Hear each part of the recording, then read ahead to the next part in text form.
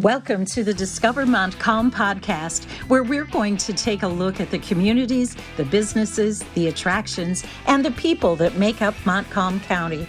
Here is your podcast host, Dwayne Reed. Hello, and welcome to this edition of the Discover Montcalm podcast, where I have Cindy DeYoung from Early On, and we're going to dive into exactly what Early On is all about, what they do, and what they offer. Cindy, thank you for coming over today. Thank you for having me. Let's start with the big question. What is Early On all about? Early On is a service for children who are birth to 3 years old and their families. So it is technically part of the special ed law. Part C is the part of the law that includes birth to 3-year-olds, and it's for children who have a delay or they have a qualifying condition that can lead to a delay. And so we work with families to support their children and their development. And how many people make up the staff? We have 12 people who work with us. We have special ed teachers, speech therapists, occupational therapists, physical therapists, and a social worker. So 12 total. Okay. And depending on what the child and the family needs, you put the right people in the right position. We use the primary service provider model. So we, even though someone may be a physical therapist, they're an expert really in all areas of development. And so you may have a physical therapist come work with you, even if your child is not only maybe delayed in gross motor, but we really focus on having that overall development, and we provide services for your family, and we do a lot of co-visiting. So say you have a physical therapist as your primary service provider, you might have a speech therapist come once a month to support, or the ultimate dream is that our team all coordinates together once a week. So that physical therapist might talk to the speech therapist and get support, but you always are going to have the same person who we call your primary service provider. How does someone get referred to the Early On program? Lots of ways. So anybody can refer. Our easiest way is to go to 1-800-EARLYON.org. You can call 1-800-EARLY-ON, or you can go to the website, 1-800-EARLYON.org, and you can put in a referral. So anyone can put in a referral. A parent, a grandparent, a daycare provider, a physician, anybody can put in a referral. You can also call us directly. You can go to our website, and we get a lot of referrals from physician's office through the website, or they can just send us information. We get referrals from like Helen DeVos Children's Hospital, because we do have babies. We will get a referral for a 2-day-old, say, and those come to us. So they come to us in lots of ways, and we process them. Our admin assistant will always call the family first and ask more questions, get more information, and then if the family decides they want to move on and have an evaluation, you'll have 2 providers come out. So we always have people come out in pairs to do a multidisciplinary evaluation, and if the parent is interested after we go through the initial referral process, then the providers come out and they do an evaluation in your home, and then they determine if the child is eligible by asking lots of questions, by playing with your child. Depending on the child's age, if it's a newborn baby, a lot of that is parent interview. But if a child is 2 or 3, or getting closer to 3, then there's a lot of opportunity to interact and play. And then if your child does qualify for services, they get something called an IFSP, which is called an individualized family service plan. So we write out where the child's skills are, what they may need to work on, and what those services will look like. So every time it's a evaluation, you probably got criteria that you do check boxes, check off, and you try to put the right people in the right place. Yes. Because no child is the same. Right. And every child is unique and every family is unique. And the benefit of Early On is that we really provide what the family needs. So some children need a visit once a month or maybe once every 6 weeks. Some children need visits weekly. It really depends on where the child is, what their needs are, and what the family wants. It's so a very really family, customized. Yes. Really customized. When a child turns 3, the special ed law turns into an IEP, and that is also customized, but it's really school focused. But in the birth to 3 world, it is really family focused. We know that a children's best and first teacher is their parent or their caregiver. And so we really work with their caregiver. Service doesn't look necessarily like therapy. It looks a lot like parent coaching. So if a child has a delay in an area, let's just say communication, the person who comes out is going to coach the parent to work with their child, because that provider might be there for an hour a week, but the parent or the guardian or the caregiver is with the child all day, every day. And so it's about coaching the parent to support the child. Okay. Do they come to you? Do you go to them? It sounds like... We always go to them. Okay. So we know that children who are birth to 3, where's their home environment? Where's their environment that they learn in? Right. It's their home, right? Exactly. And so we provide services in the home. And I think one thing that we haven't mentioned yet is these services are always free, 100% free. There's no fee for any of these services. So we provide those services in home. We also can provide them in the community. So say a provider can meet a family at the park. A family can meet a provider at the grocery store. If the child is really struggling, we've all seen the 2-year-olds in the grocery store, and there's a specific reason why the kid maybe struggles with transitions. We can meet there. We can meet at the park. We can meet at McDonald's. We most often meet at home, but we certainly can meet in the community. Again, you're adapting to what Yes. that family, what the child family needs. Yeah. Do you also find that with people that all of a sudden are now, they have this baby and all of a sudden they're going, oh my goodness, there's something I need help with. I don't know how to deal with this. Is a lot of what you do you have someone there for the parents? Yes. So all part of that primary service provider is to support the parents as well. Those providers are experts in development. So they need to know what comes next and what to work on it, right? You go from sitting to crawling to walking, for example. So we have those people be those experts, but we're also there to support the parents. So the early on tagline is don't worry, don't wait. So what we want is families to be aware of child development. They have resources certainly on the internet, but they have pediatricians and those supports. And if they have a sense that something's not typical with their child, maybe they're not walking when other kids their age are walking, maybe they're not talking, maybe they're not communicating, maybe they're not using their hands, maybe they're not interacting the way that they think. Don't worry, don't wait. Don't worry, don't panic. We're here to support you. Yeah. But don't wait, because the sooner that we can start supporting That you, makes perfect sense. That makes perfect sense. the better and the more time we have to help your child grow. So don't worry, don't wait. Let's talk a little bit about the history of Early On. Where did it first start? So Early On is part of federal law related to IDEA, which is the federal law related to special education. A lot of letters. In education, there's so many. IDEA is Individuals with Disabilities Education Act. So Part C, so there's lots of parts of the law, Okay. but Part C specifically relates to birth to 3-year-olds. So every state has a Part C. We in Michigan call it Early On. Not everyone calls it that. Okay. We call it Early On. So if you call, every county in the state of Michigan has an Early On program, and it is associated with your intermediate school district. And so for us, that's Montcalm Area ISD. We have 7 school districts: Greenville, Carson City, Lakeview, Montebello, Vestaburg, and Tri-County.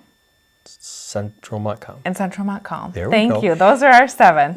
And the only reason I know that is I also teach at the Yep. Career Center, and we service the same area. So as you were going down that, I'm You're going, okay, she's got this, Right. but how can I help? How can I help? Thank you. So the ISD is kind of the governing Correct. of what Yep. is in Montcalm County, and it comes from the feds. It comes from the federal law, so the money, all the funding comes from different sources. It's not just federally funded, but so every county has an Early On program, and that is the benefit of we have support from the state. So the 1-800-EARLYON.org is a state program. So there's somebody in Lansing who gets all the referrals for the state, and then they get passed out depending on where the student lives. And so if you call 1-800-EARLY-ON, and you're not sure where you live, because you might live somewhere that might be in Tri-County, but you actually live in Newaygo County, but it's Tri-County schools. Right. They're going to know that, and they're going to send it to us versus Don't Newaygo. worry, don't wait. Somebody will find the answer. Don't worry, don't wait. We'll figure out where you live. We'll figure out who provides services, and we'll get you taken care of. Well, I want to dive in a little bit to what a home visit looks like, but I'll do that right after we take this pause for our sponsors. For business owners looking for a reliable and comprehensive technology partner, West Michigan Technology and Design Solutions is your perfect choice.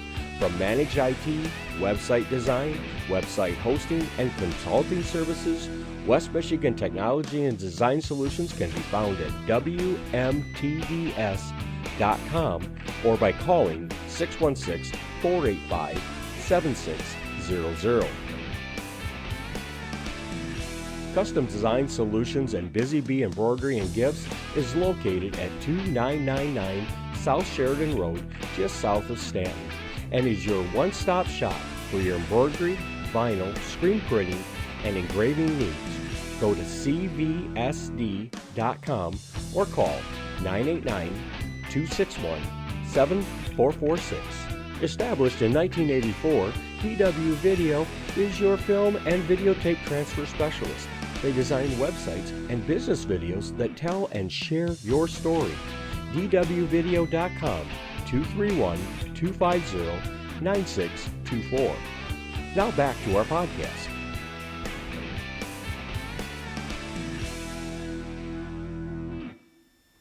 Welcome back to the Discover Montcalm podcast. My name's Dwayne, and I'm here with Cindy DeYoung from Early On, which is part of the Montcalm Area Intermediate School District.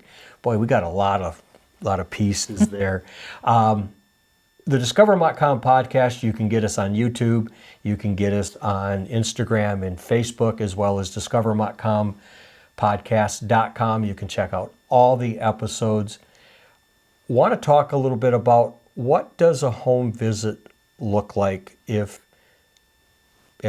you've made the referrals, you've done all the stuff. What's a typical home visit look like? So I want to start by saying when a referral is made, we're required to get to an IFSP in 45 calendar days. Okay. So whether a child is eligible or not, we have a timeline that we have to meet. So if a referral is made, you will hear from us, usually within a week, and then our admin assistant makes that contact, and then we have 45 days from that referral to get to a IFSP. So if a student or child is found eligible, depending on what areas the delays are in, the provider will work with the parent to come up with goals, and the parent has a big voice in this. Well, you mentioned early in the first part of this is that it's all coming together to try to make this work and try to adapt your services, whether it's a weekly need or twice a month or every 6 weeks. Right. And that paperwork is probably kind of the... That's why we get 45 days, right? Because first off, to match people's schedules, and by the way, we are a year-round program, so we do offer services in the summer, but we do have... There's a lot of paperwork that is involved with that. So after you go through all of that and you get to eligibility and you say, yep, this child really does have some delays that we want to work on and support you with, then a child would have an IFSP goal. And so the family and the provider would work together to set up a schedule. And like I said, sometimes that's weekly, sometimes it's bi-weekly, sometimes it's every month. And so our providers go to the home, most likely, but they can meet anywhere. Sometimes the park. Or you talk to McDonald's or where, which is, I like that because it's flexible. It's flexible, and not that people care what I like, but I would think that you're trying to meet people where they're at. Right. And if a child is in service with us for a really long time, for a couple of years, which is not a really long time, but in a baby's life it is, we want to be able to support where they're needed, right? So when a 6-month-old is going to have different needs, they're probably not going to meet at McDonald's, right? But maybe a 2.5-year-old is, because maybe they're going to meet at one that has a play place, and they're going to, work on that kind of the crawling and that engaging and that playing and that. So a home visit can look whatever a family needs. So when a provider comes out to a home, they're working with a family. What it is not is that the provider comes with a bag of toys to work with the child while the parent does the dishes. Oh, you're not a babysitter? Nope, we are not a babysitter.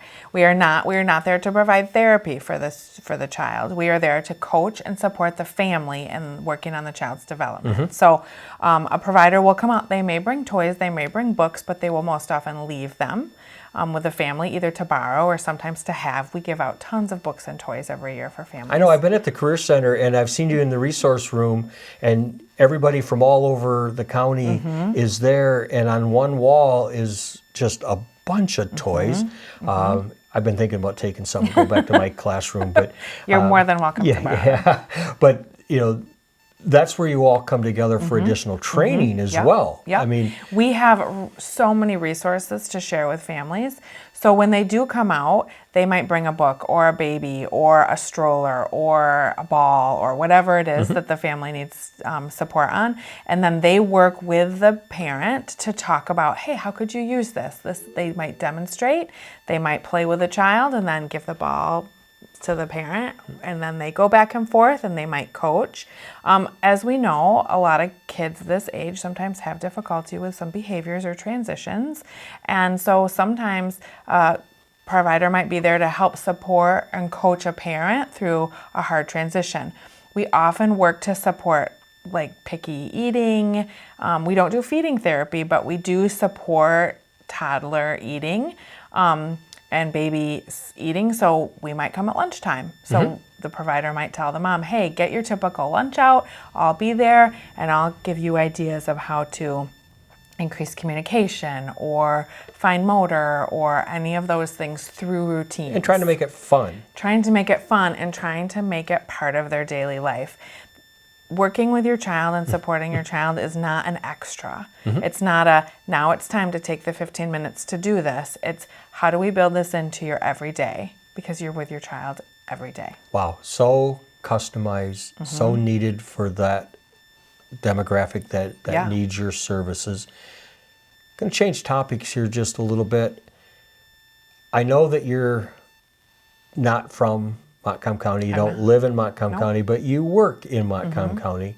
But you do a lot of traveling around Montcalm County. I'm sure you put a lot of miles on your vehicle. From your observation, what is it about Montcalm County that you like to discover, or that you've discovered over the last couple of years of you doing this position, that you could share with us? I think that I am more used to an urban environment. I worked in a big urban school district for 18 years before I came here. I live in the city. So what I appreciate here is just how spread out everything is, how green at this time of year it is, that there's just so many places to explore that are just beautiful, and so many lakes. I never knew there were so many lakes here in mid-Michigan. And so I've enjoyed learning about that, and certainly I'm still learning where places are. My providers will say, I'm going to Coral, or I'm going to Truefant, or I'm going to, and I still get out the map sometimes. Right. Well, because I need to know exactly. Like working your way around the city. Yeah. It's no different. Except out here we say, go to the big farm on the left, turn right, go down to the big stump and turn left, and you'll find us. And then you find it. I laugh about that, but I hear that all the time. I'm sure. What road am I on? I have no idea, but I know it's down by that big farmhouse. I am thankful for Google Maps, because before those, I don't know how people got around, but it always gets me where I need to go. Yeah, a county plot map does help at that point. I'm sure. So we have what your observation, and I guess being from the city, this is a little bit more vast. It is. We're rural, a lot of cows and animals, tractors and Amish, and everybody's coexisting and making everything work. Is there a question that I haven't asked you that before this interview that you thought, I'd like to make sure I got this one point across? Is there anything that we haven't touched on that you'd like to right now? I don't think there's anything. I want to really focus on that. Don't worry, but don't wait. Please call us if you have concerns. And then there's one other aspect that we didn't talk about, is we offer play groups. Okay. I know Carrie O'Connor has been here. We coordinate with the Great Start Collaborative to put play groups together. And so that's another piece that we really support our families to participate in play groups. So those are four happen a week. throughout the county. And so sometimes our early on families will receive their service there, or their provider might run one of those groups. So then the family gets to have another opportunity to work with that. So you're coordinating with other agencies. We are coordinating. And for those of you that are listening, the Great Start, Carrie O'Connor, you can check out on a past episode. And I'm at 40 as of yesterday. You'll be episode 41. Wow. I don't have them all memorized, but if you go back to the podcast and you do a search for Great Start, you can check out what is going on in that organization. And it's really nice that there are we work together, there's right? ties with so that. where offices are together and we work together to coordinate services for families, we really support each other. We also work with Head Start as much as we can, and Early Head Start, which is a different program, but we do support each other because there are families who may be participating in Early On and also Early Head Start. So we definitely want to support families with all their needs. One more time, what's that laundry list of how they can get in touch with you? They can go to 1-800-EARLYON.org or call 1-800-EARLY-ON. We do have a Facebook page that's MAISD Early On. And you can call us. The phone number is 616-225-4714. That's a direct line to you. That's a direct line to me. Can you repeat it one more time? 616-225-4714. Okay. And that we don't often take referrals that are direct, but we do sometimes. So if that is the way that a family needs to reach out to us, that is fine. Don't worry, don't wait. wait. Connect. Make the don't connection. Don't worry, don't wait. We'll figure it out from there. Yes. And if you do want to talk to your physician, then your physician has the ways. The community knows how to reach out to us. But that 1-800-EARLYON.org is the place where you really want to connect with us. Well, I want to thank you for taking the time to come over and tell us about Early On. I hope that the listeners learn a little bit more about what's going on here. And if you're listening to this and you're in another county, go to your intermediate school district. They will help you, guaranteed. So don't worry, don't wait. Find out where you need to go to get that information. And on that note, discovermontcalmpodcast.com. You can check out all the episodes. And remember to buy and shop locally. Connect and subscribe to Discover Montcalm Podcast at discovermontcalmpodcast.com. Follow us on Facebook, Instagram, and YouTube at Discover Montcalm Podcast. To be featured in an upcoming show, contact Dwayne at 231-250-9624. Remember to subscribe at discovermontcalmpodcast.com.